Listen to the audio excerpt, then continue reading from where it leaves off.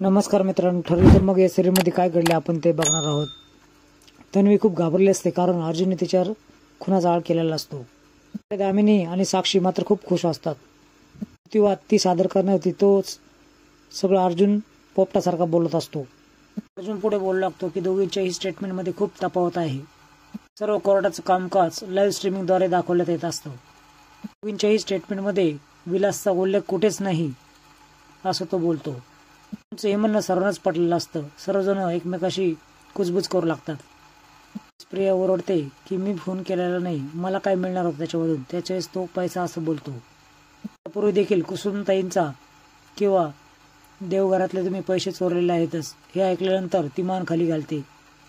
त्याच्यावेळेस अर्जुन पाठीमागचा आठवून देतो की ज्यावेळेस महिपत खरेदी करण्यासाठी आला होता त्याच सर्वांना तो निर्णय मान्य नव्हता, पण आश्रम विकून खूप मोठा पैसा येईल हे फक्त तुला मान्य होतं. त्यावेळेस मधुभाऊ देखील साक्ष देतात, हो हे खरं आहे. आलेल्या सर्व घडामोडी हे अर्जुन कोर्टाला समजून सांगतो की कशी प्रिया पैसे काढण्यासाठी आली आणि त्याच्या पाठीमाग लगेच विलास कसा आला. बंदूक असणारच कारण तो पूर्वी गुंड होता आणि तीच पिस्तूल तुम्ही घेतली आणि त्याच्यावर गोळी झाडली. मधुभाऊ येऊस्तोवर तो विलास मेलेला होता हे पाहून असं का केलं विचारल्यानंतर तू त्यांच्यावर फुलदाणी फेकून मारली, ते बेशुद्ध पडले. सर्वांना कबूल करते तन्वी. इकडे किल्लेदार देखील चिडतात आणि तुझ्यावर आबरू नुकसानीचा दावा ठोकेल असं बोलतो. तिला त्रास देऊ नको असं देखील बोलतो.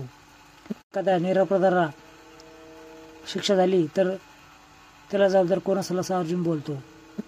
पुन्हा 15 मिनिटाचा रिसेस घेतो. आता पुढील भागामध्ये काय होईल हे बघूया.